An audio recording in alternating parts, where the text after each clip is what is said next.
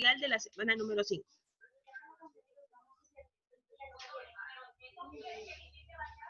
Ok, el material que ven en pantalla, ya chicos, es el material que corresponde a la semana número 5.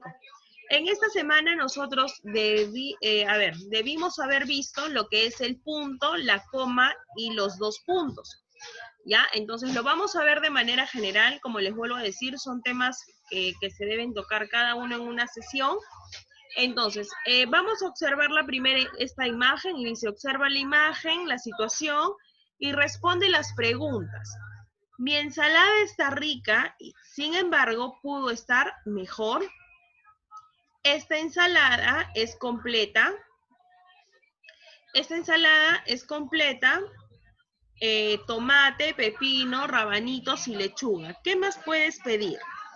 Entonces, nosotros estamos observando aquí una conversación que tiene una serie de signos ortográficos y una serie de signos de puntuación que lo vamos a ver el día de hoy.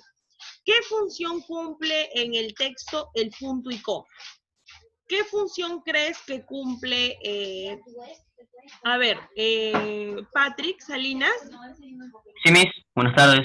Buenas tardes, hijo. ¿Qué función crees que cumple tú el punto y la coma en el texto?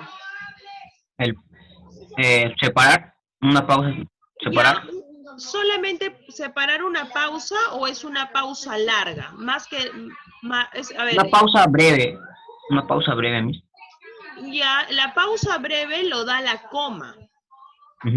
El punto y coma tiene una pausa ligeramente mayor.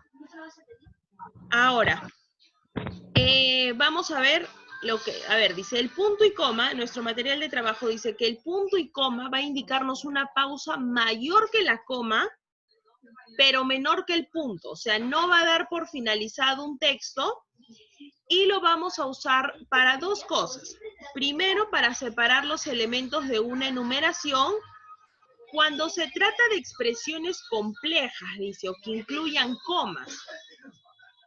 También en este caso yo les podría decir que el punto y coma se va a utilizar cuando vamos a separar elementos de enumeración que de repente traten de diferentes cosas. Si, por ejemplo, yo en una oración estoy hablando de frutas, ¿no? Por ejemplo, hoy comí frutas, frutas manzana, plátano y melón. Y si yo voy a continuar hablando, por ejemplo, en otra situación, en otro contexto, mañana, punto y coma, mañana comeré verduras. Para separar dos situaciones o dos tiempos, también se va a utilizar lo que es el punto y coma. Pero hay que tener mucho criterio aquí, porque si la expresión es corta, probablemente no necesitemos utilizar el punto y coma, solamente vamos a utilizar la coma. Si el contexto o la expresión, la oración, es más larga, entonces nos vamos a ver en la necesidad de utilizar el punto y coma. Tenemos aquí el ejemplo. El primero trajo los víveres. Punto y coma. Porque me voy a dirigir o voy a hablar de una segunda persona, de una segunda situación. El segundo, coma, las invitaciones. Punto y coma. Finalmente, yo hice las coordinaciones. Dentro de una misma oración que es extensa, estoy hablando de cosas distintas, de personas distintas, de funciones distintas.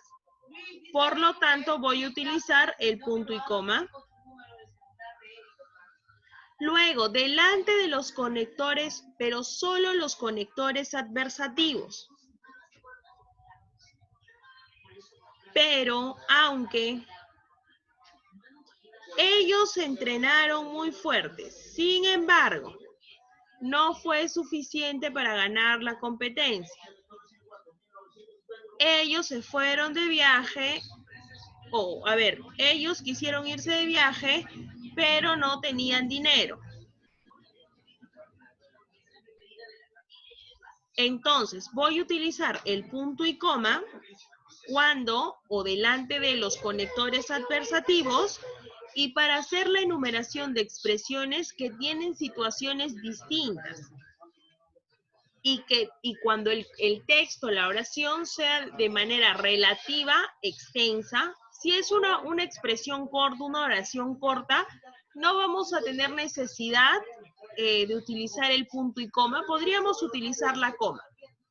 ¿Ya? Entonces, este es el uso del punto y coma.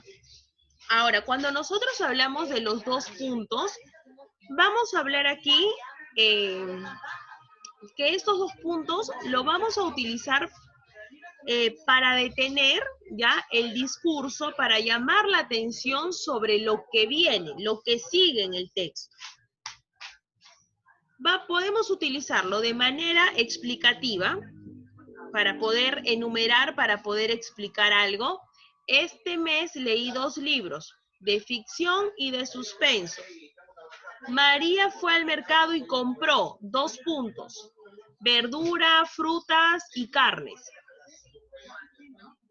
Luego dice, otro uso de los 2 puntos, dice, anteceden la reproducción de citas o palabras textuales. Miss Bárbara dijo, 2 puntos, que estudiáramos para el examen. Hoy me dijeron, 2 puntos, tú puedes. Y yo sé que puedo. Voy a utilizarlo cuando yo voy a mencionar lo que otra persona ha dicho. Si yo quiero de repente mencionar lo que ha dicho un compañero, voy a decir, Fabián me dijo, 2 puntos, y voy a indicar lo que esa persona me dijo o lo que dijo. Luego dice que los 2 puntos presentan una relación de causa y efecto.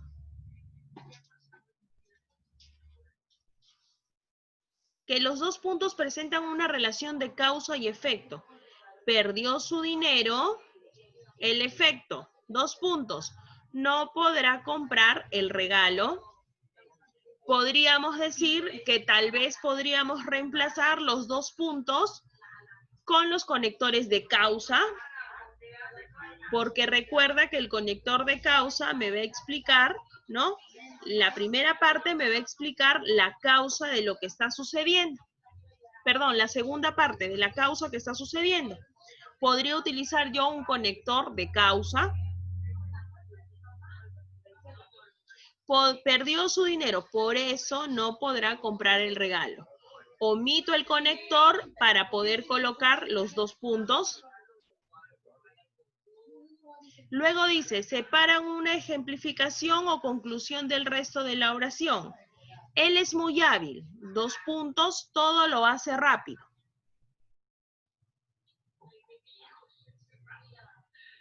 Resuelve todos los ejercicios de matemática en tiempo récord, 2 puntos.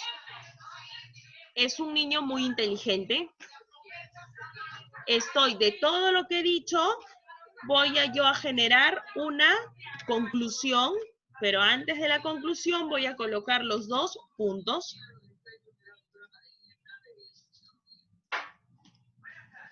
Acompañan a las fórmulas del saludo, encabezamientos de cartas, documentos. Querido profesor, querido director, señor director, 2 puntos. Señor padre de familia, 2 puntos. Los encabezados de cartas y documentos a quien va dirigido y los 2 puntos. Entonces, los 2 puntos vamos a ver que lo vamos a utilizar para poder enumerar de manera y tratando de explicar algo, para reproducir citas textuales, para reemplazar tal vez el conector de causa. En lugar de utilizar un conector de causa, utilizo los 2 puntos para dar una conclusión, la ejemplificación, y también los saludos, ¿no? De las cartas y los documentos también van en 2 puntos. Entonces, el día de hoy hemos visto lo que es el punto y coma y los 2 puntos. ¿Ya, chicos? Esto es el tema que corresponde a lo que es la semana número 5. En comparación a al tema anterior que hemos trabajado, es un tema mucho más sencillo. Cuando nosotros hablamos de ensayo, hay que tener en cuenta que estamos hablando sobre un escrito. ¿Ya? Vamos a hablar, cuando hablamos de ensayo, hablamos sobre un escrito. Ahora, Estos ensayos, ya chicos, se utilizan mayormente, no se utiliza de forma adecuada cuando estamos en el colegio, pero sí de repente ya en los últimos años, cuarto, quinto de secundaria, nosotros ya deberíamos saber cómo hacer un ensayo y con qué intención hacer un ensayo, ¿ya? Cuando nosotros hablamos del ensayo, en este texto nosotros vamos a dar una opinión sobre la posición, sobre nuestra posición de ese tema. Si, por ejemplo, yo voy a hablar de la desnutrición, por ejemplo, en el distrito de Puente Piedra, yo en un ensayo voy a expresar la posición que yo tengo. Si a mí me parece que hay desnutrición, si no hay desnutrición de repente en el distrito, entonces yo en el ensayo voy a hacer... dentro del escrito, voy a dar mi opinión, lo que yo pienso, lo que yo creo sobre un tema específico y tiene que ser sobre un tema que ustedes manejen. Ahora, no necesariamente esto quiere decir que el grupo de personas que lea tu ensayo tenga que estar de acuerdo contigo. No necesariamente cuando tú haces tu ensayo, el resto de personas tiene que estar de acuerdo contigo. La libertad del ensayo es que tú, mediante este escrito, eres libre de opinar lo que quieras sobre el tema. Entonces, a ver, pregunto ahora. Si, por ejemplo, yo dejara para realizar una tarea, por ejemplo, a ver, ¿se ha conectado Ríos? No está Ríos. A ver, Miguel. Miguel Galindo. Sí, Miss. Si yo dejara de tarea mañana que tengas que escribir sobre un ensayo, ¿de qué tema trabajarías? ¿O qué tema tratarías en el ensayo? Sería sobre...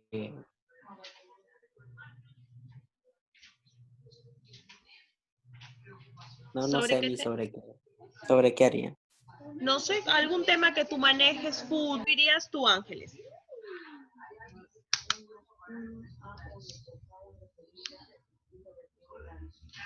Ok, a ver, voy a preguntar a Mariel. Mariel Lucañán. Aquí estoy, Miss. Hija, ¿qué tema escribirías tú? A ver. ¿Sobre qué? Sobre la baile, ¿sí?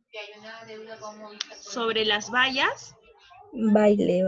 Ah, sobre los bailes. Ya, también es interesante el tema de bailes. Entonces, vuelvo a compartir pantalla con ustedes.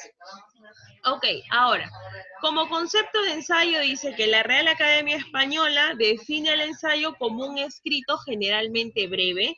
Sí, hay que tener en cuenta que el ensayo, por lo general, no pasa de 4 párrafos, 5 párrafos, que viene a ser casi una hoja bon. Entonces son textos breves, es un escrito breve donde ya hemos dicho anteriormente, ustedes van a poder expresar todo lo que piensan o toda su opinión sobre un tema, ¿ya? Dice que este documento se presenta de forma organizada, porque claro, para que el resto de personas te entienda o tú quieras dar a entender tu opinión, este texto tiene que estar organizado, tiene que ser coherente, tiene que tener cohesión. ¿Ya, chicos? Después, para desarrollar un ensayo, el ensayo tiene una introducción. La introducción dice, tiene que ser resumida, tiene que mostrar lo que contiene, o sea, todo lo que hay en el desarrollo, lo tienes que realizar en máximo, exagerando, un párrafo la introducción, un párrafo de 3, 4 líneas exagerando. Si es más corto, mejor para que te pueda alcanzar espacio para el momento de realizar el desarrollo. En el desarrollo vamos a encontrar, o sea, como dice su nombre, vamos a extendernos con el tema que vamos a hablar. Ahí vamos a ordenar todos los conocimientos que nosotros tenemos, lo vamos a expresar para que el resto de personas lo entiendan.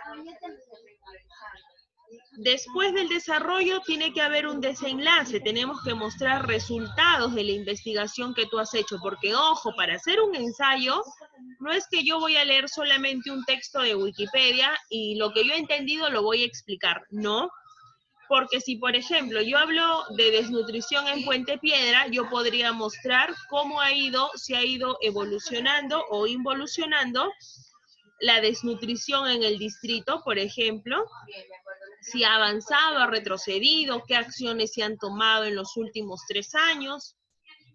Y tengo que tener una capacidad increíble de resumen, porque recuerda que el ensayo no es largo, es mucho más corto. Entonces tengo que mostrar resultados concretos, rápidos, que la gente lo puede entender con palabras fáciles.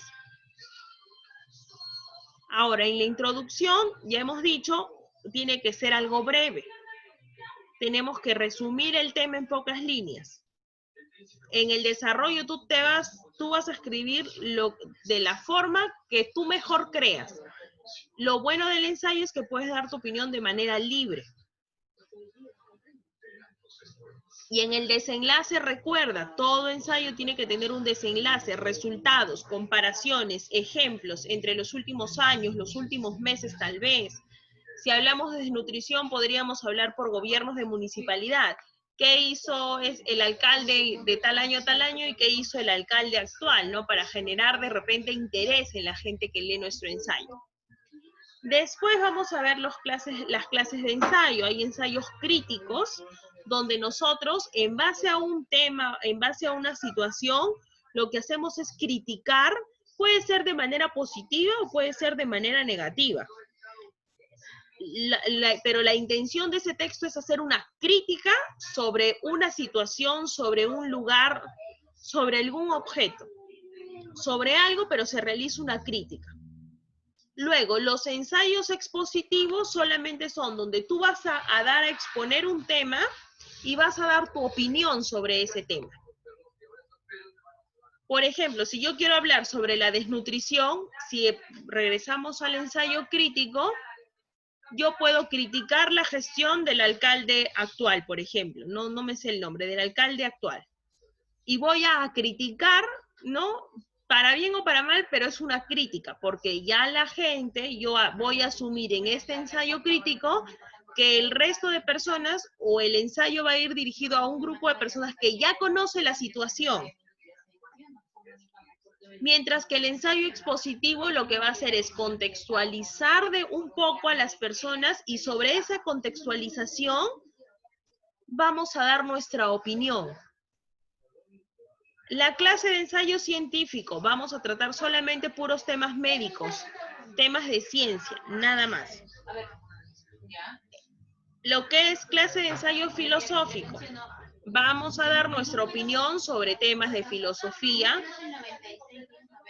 La clase de ensayo literario, vamos a hacer las críticas a obras literarias, cuentos, obras, puede ser de repente alguna obra teatral también. Entonces, vamos a tener 6 clases de ensayo: expositivo, crítico, argumentativo, filosófico, literario, científico. Ahora, entonces, hasta este punto de la clase, ¿alguien tiene alguna duda, alguna pregunta, alguna consulta para pasar a darle otras indicaciones? No, mi.